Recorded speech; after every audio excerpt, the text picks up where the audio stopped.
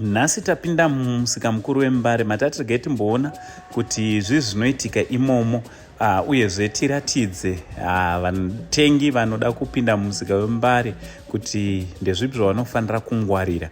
Aiwa, tida kutendai mhuri yeZimbabwe. Usati wasubscribe on our YouTube channel, subscribe, turn on your notification bell so that every time we upload a video you'll be notified. Also, don't forget to like us our video nekushare this video. Ande munozvinzwira kubva kune vatengesi musika wembare. Ini ndinonzi Maishe Mbwanda, ndinoshandira mumbare musika muretail patable number 55. Ndinoita zvekutengesa dried foods. Vanoda zvishoma, vanoda zvakawanda, tinobvira pamakapu, magalons kusvika pamabuckets. So musabatwe paitwa, pindai mukati muzvionere kuti zvinhu zvakachipa. Zvinhu zvinodhura chete kana muchinge mabatirwa nevakomana vekunze uko vanokuovercharjai. Mukauya bucket trade rematemba riri pa $35, renzungu riri pa $30, beans $32. Bucket rakanaka, muchiwana zvinhu zvakanaka.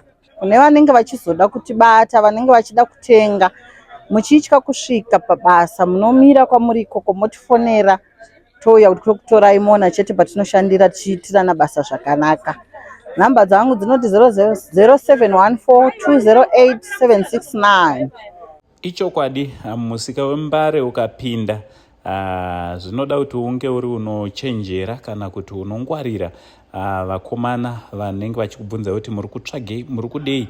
Tinazvo vakomana ivavo vanenge vasina chavainacho, chavanongozoita chete kuperekedzai vobva vanokuovercharjai. Hande tinotaurawo nevamwe. Makasimba here? Right, Morisei. Mushe mbambera dzenyu dzirunzi mariko katini?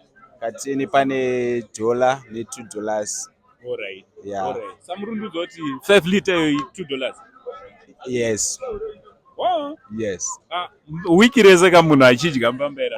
Chaizvo anopedza kuririsa achidya. Handiti. Yeah. So my brother, kunzoko kune vakomana variko vanokubata vozoya vakutaura price. Mungada kuti kudii kuvatengi venyu? Vatengi ngavasvike patiri isusu, ngavasabatwe vari kunze. Nekuti vakabatwa vari kunze vanochangwa, vanonzi machanga vanovabata vaya.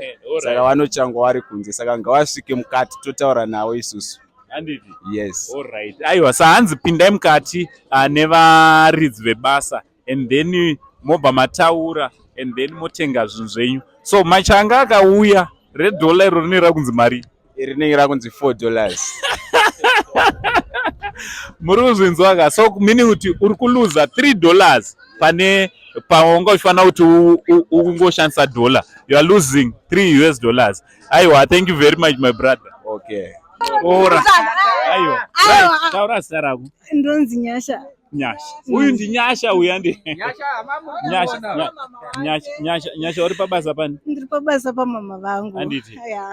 Uzobatsira mama basa. Uzobatsira mama basa. Wakawanikwa here Nyasha? Une munhu here? Aiwa, ndina munhu. Alright, haasi kutsvaga Nyasha handiti. But ukataura neni zvakanaka kuinbox ndogona kuitira plan. How old are you? I'm 26 years. 26 years? Yeah. Waibva. Nyasha aibva guys. Riga nari. Ani ari 5 meters. Oh. Uzoyama 9x6. Anenge ari une price yayo. Anenge achito $10. Alright. Oh, 9x6. Alright. 9x6 rate mari. $70. Anenge achida kuita ma fish ponds aya. Oh. Cover machechi chive pamachechi. Kune vamwe vanhu vanotya kutopinda mumbare. Kutosvika panapa umwe munhu anogona achitoda tent otopesa atorohwa marefu like rate $10 unogona kutotenga $25. Muri kuona pandira? Mungada kutiwo kudii kune vanhu ivavo vanotya kupinda mukati sezvinhu? Like atina vatengesi vepanze. Alright. Asi unofanira kusvika direct pane muridzi wechuu. Alright. Saka munomagadzirwa zvimatebhuru zvakaita sezvizvi. Alright. Saka ukangosvikawo pane chinhu muridzi wacho anotaura actual price. Alright. asi ukazo ukada kutengera uri panze manje ndo panoitika zvakasiyana siyana. Alright. Ndo pavanenge vakuchanga ipapo. Oye ndakanzwa kune anonzi machanga. Machanga ariko.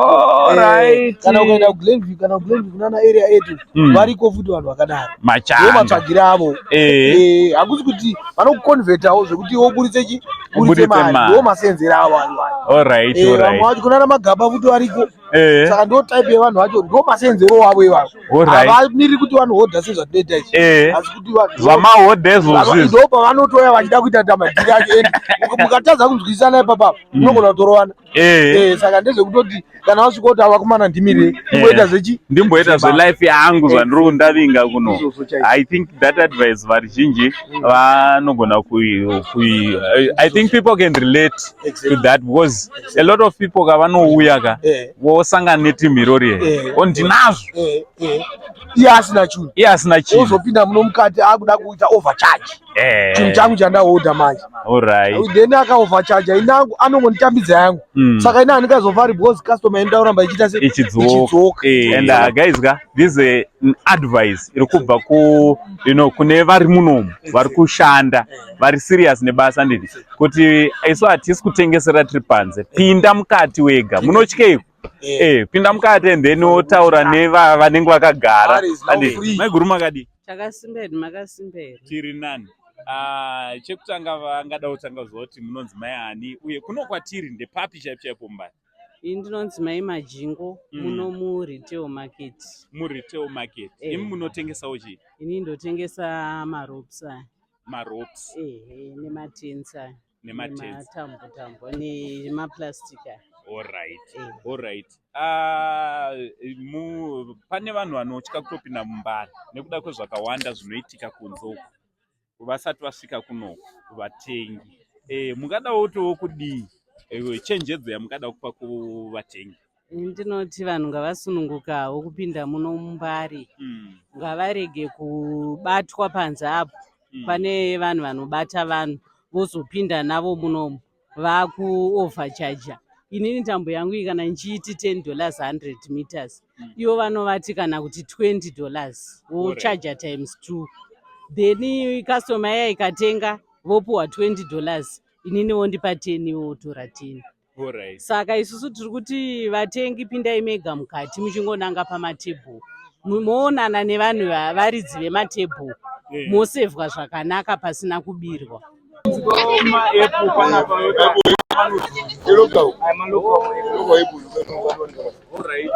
Saka rini ichiita mari?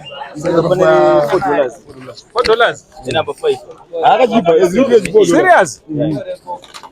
Murunzwa guys kuti ma-apple anotangira pamari pa$4. Sagare ma-apple handiti? Aish. Iri 5. $4.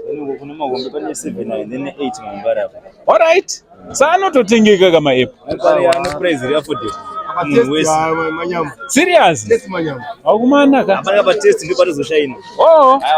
Sa guys munoya panapa pindai mukati. Ona enda ndapewa wangu. Masimbisa. Angwa. Anditi ini ndichanomadya ndokudza kuti zvakabira sei.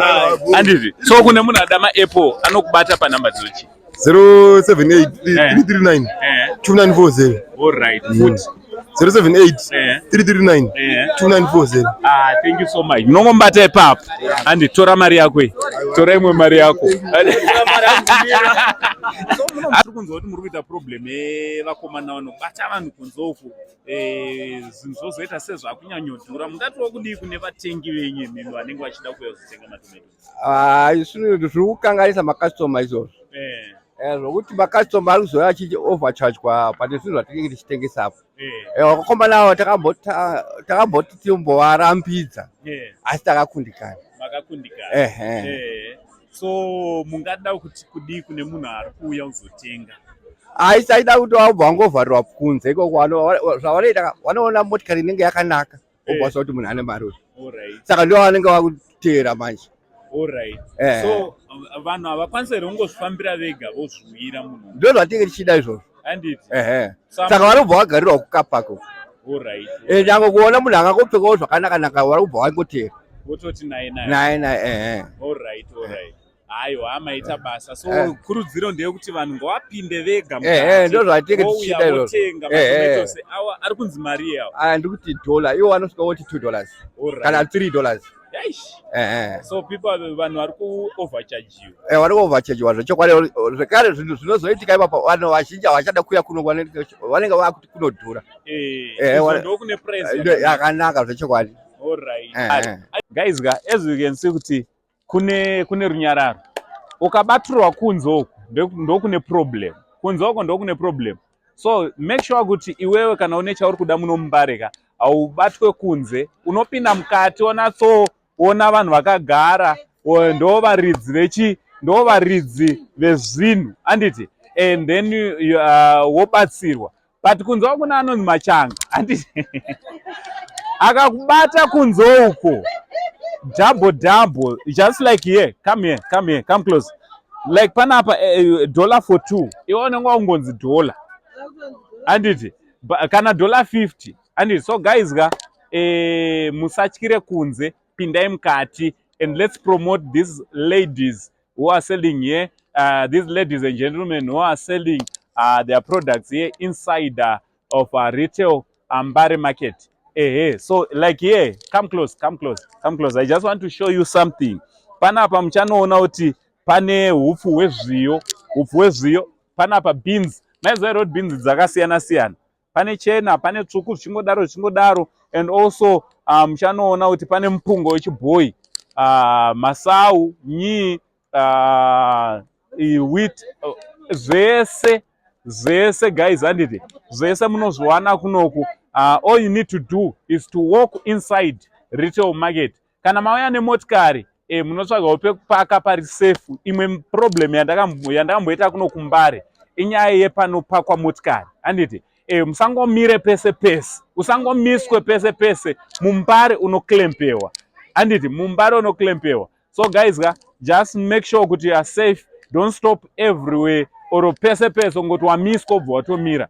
Those guys can make you to be claimed nevanhu city council. So you don't need trouble when you are coming to Mbare. You don't need trouble with the city council. Maparking aripo, ukapinda mkati, ukafamba zvanaka, unoona panopakwa opaka motikari yako, then you walk inside of Mbare.